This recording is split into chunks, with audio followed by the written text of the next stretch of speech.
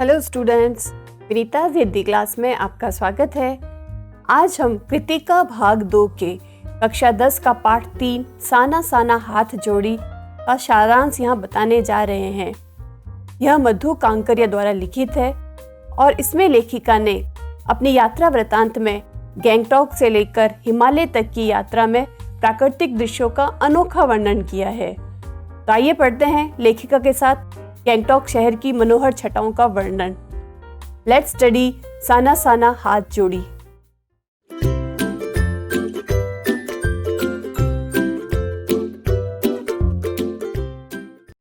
सबसे पहले पढ़ते हैं इस पाठ की लेखिका मधु कांकरिया का जीवन परिचय। तो मधु कांकरिया का जन्म कोलकाता में 23 मार्च 1957 को हुआ था। इनकी मुख्य रचनाएं बुद्ध, बारूद और पहाड़, शहर शहर जादू, बंजारा मन और बंदिशें, साना साना हाथ जोड़ी, खुले गगन के लाल सितारे और सलाम आखिरी थी। मधु जी को मारवाड़ी समाज गौरव पुरस्कार, हेमचंद आचार्य साहित्य सम्मान, कथाक्रम सम्मान और विजय वर्मा कर्ण सम्मान से सम्मानित किया गया है। अब हम जीवन परिचय के बाद पढ़ते हैं इस पाठ का परिचय। साना साना हाथ जोड़ी का अर्थ है छोटे छोटे हाथ जोड़कर प्रार्थना करती हूँ। यह उस पहाड़ी इलाके का, गैंगटॉक के पहाड़ी इलाके का एक प्रार्थना गीत है। तो यहाँ लेखिका मधु कांकरिया ने अपने यात्रा वृतांत में गैंगटॉक से लेकर हिमालय तक की यात्रा में प्राकृतिक दृश्य के वर्णन के साथ साथ उन दृश्यों को भी छुआ जिसमें कठिन परिस्थितियों में भी पुरुष और महिलाएं जीवन संघर्ष में लगी रहती है, क्योंकि पहाड़ी इलाकों में जीवन जीना इतना आसान नहीं है। वहाँ हर पल संघर्ष रहता है। इससे ऐसा प्रतीत होता है कि लेखिका के हृदय में उनके प्रति करुणा है, दया है, वह उनके प्रति बड़ी सहृदय है, क्योंकि उसका मन प्रकृति की मनोहारी छटा देखने से अधिक जोखिम भरे कार्यों को करती हुई महिलाओं की ओर देखने में लगता है। तो जब मधु कांकरिया वहां जाती है अपनी गाड़ी में, लोगों को देखती है, तो उनका मन किस तरह क्या क्या भावनाएं देखता है, उसी को उन्होंने अपनी लेखनी से उकेरा है। तो आइए पढ़ते हैं उनकी लेखनी का कमाल। तो यह पाठ मधु कांकरिया द्वारा लिखा एक यात्रा वृतांत है, जो मैंने आपको पहले ही बताया था।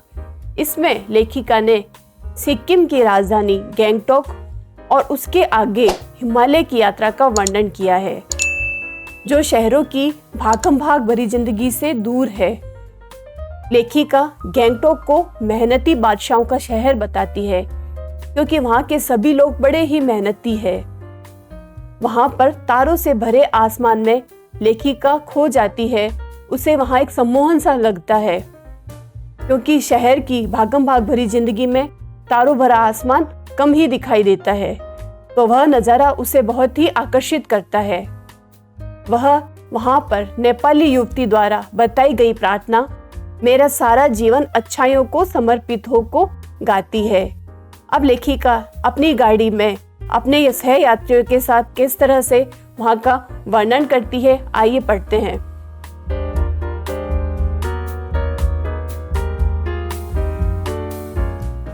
तो जब अगले दिन मौसम साफ न होने के कारण लेखिका कंचनजंगा की चोटी तो नहीं देख सकी, परंतु ढेरों खिले फूल देखकर खुश हो जाती है, क्योंकि फूल भी अपने आप में बहुत ही मन को प्रसन्न करने वाला लगता है।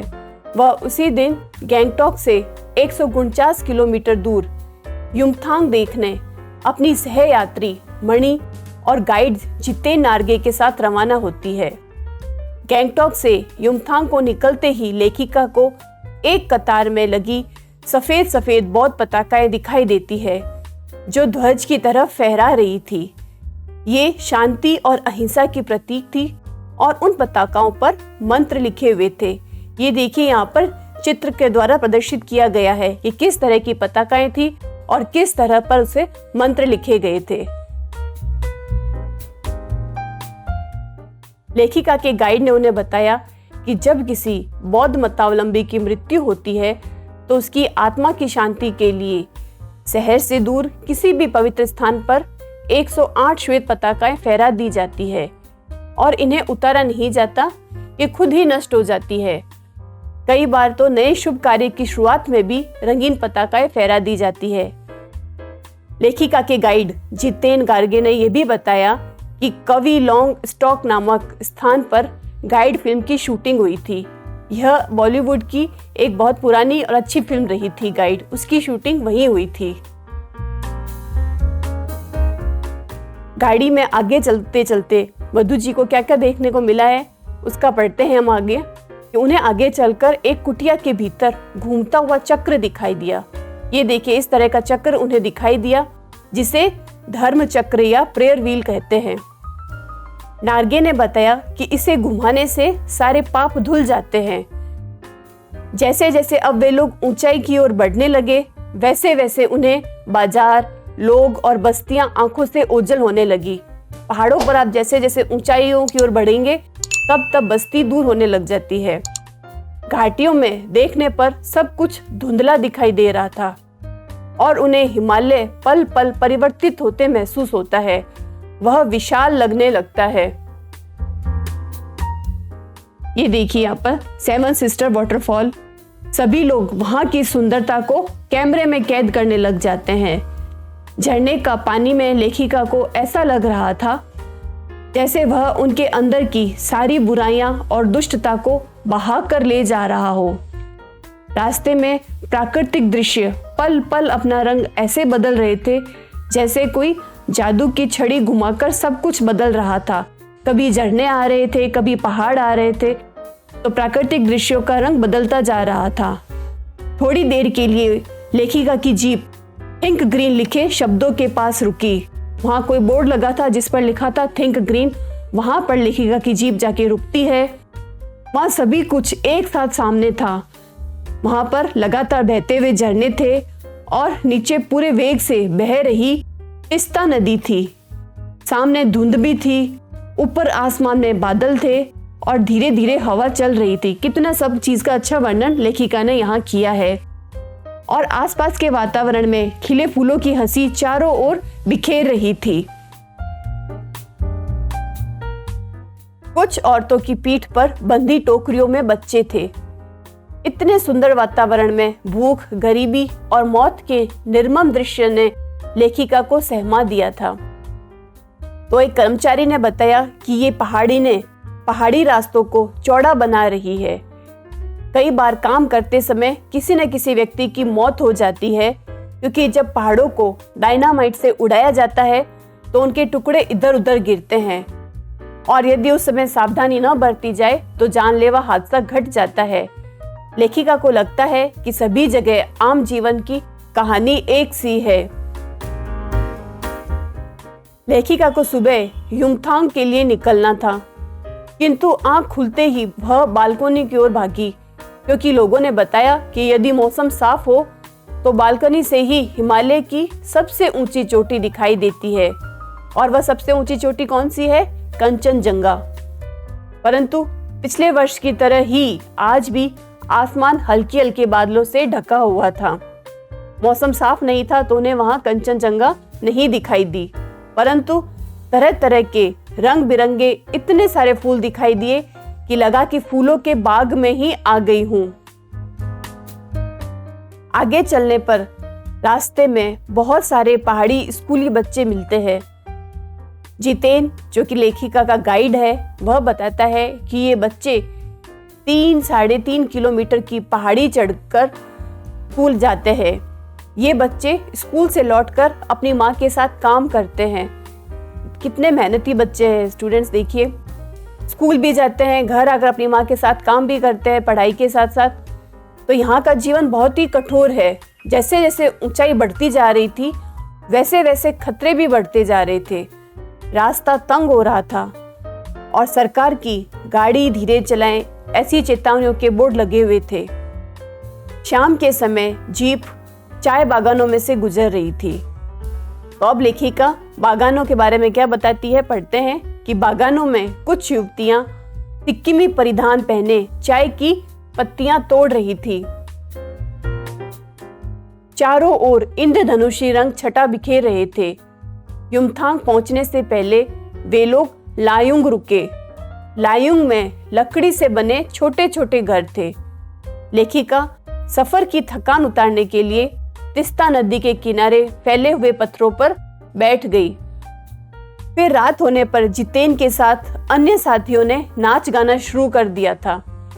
लेखिका की सहयात्री मणि ने बहुत सुंदर नृत्य किया। लायुंग में अधिकतर लोगों की जीविका का साधन पहाड़ी आलू, धान की खेती और शराब था। लेखिका को वहां बर्फ देखने की इच्छा थी, परंतु वहां बर्फ कहीं भी नहीं थी। एक स्थानीय युवक के अनुसार प्रदूषण के कारण यहाँ स्नोफॉल कम हो गया था। कटाऊ में बर्फ देखने को मिल सकती है, तो कटाऊ को भारत का स्विट्जरलैंड कहा जाता है। वह भी स्विट्जरलैंड के समान बहुत सुंदर है। मणि, जिसने स्विट्जरलैंड घूमा था, उसने कहा कि कटाऊ तो स्विट्जरलैंड से भी अधिक सुंदर है। कटाऊ को अभी तक टूरिस्ट स्पॉट नहीं बनाया गया था, इसलिए यह अब तक अपने प्राकृतिक स्वरूप में था। लायुंग से कटाऊ का सफर 2 घंटे का था। कटाऊ का रास्ता खतरनाक था। जितेन अंदाज से ही गाड़ी चला रहा था, क्योंकि चारों ओर बर्फ से भरे हुए पहाड़ थे। कटाऊ पहुंचने पर हल्की हल्की बर्फ पड़ने लगी थी। सभी सहयात्री वहां के वातावरण में फोटो खिंचवा रहे थे। लेखिका वहां के वातावरण को अपनी सांसों में समा लेना चाहती थी। उसे लग रहा था कि यहाँ के वातावरण में ही ऋषि मुनियों को वेदों की रचना करने की प्रेरणा दी होगी। ऐसे असीम सौंदर्य को यदि कोई अपराधी भी देख ले तो वह भी आध्यात्मिक हो जाएगा। लेखिका ने अपने मन के बारे में, कल्पना के बारे में यहाँ बताया है। मणि के मन में भी दार्शनिकता उभरने लगी थी।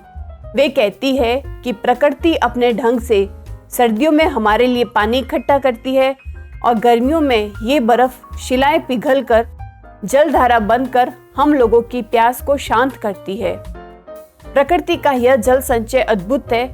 इस प्रकार नदियों और हिम शिखरों का हम पर ऋण है। थोड़ा और आगे जाने पर लेखिका को फौजी छावनियां दिखाई दी।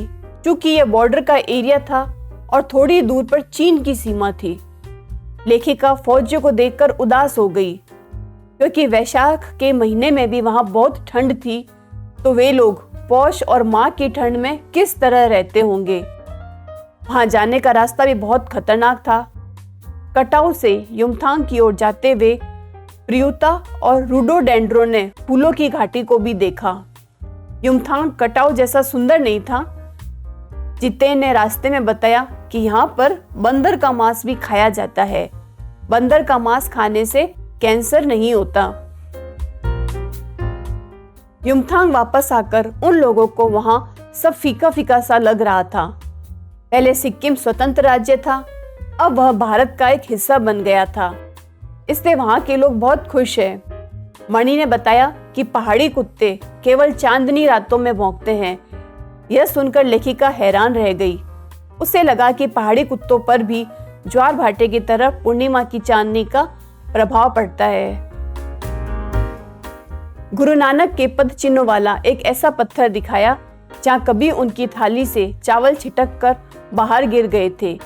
हैदुम नामक का 1 किलोमीटर का ऐसा क्षेत्र भी दिखाया जहाँ देवी देवताओं का निवास माना जाता है। नार्गे ने पहाड़ियों के पहाड़ों, नदियों, झरनों और वादियों के प्रति पूज्य भाव की भी जानकारी दी।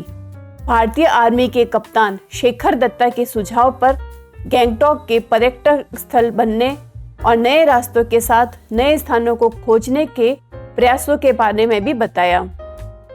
तो स्टूडेंट्स, हमने भी लेखिका के साथ इस पहाड़ी सौंदर्य को देखा, महसूस किया। उम्मीद है आपको यह पाठ सार पसंद आया होगा। आगे अगले वीडियो में हम इसके प्रश्नोत्तर करेंगे, तो हमसे जुड़े रहिए, लाइक, शेयर और कमेंट करें और हमारे चैनल लेट्स स्टडी को सब्सक्राइब करें। Thank you and all the best.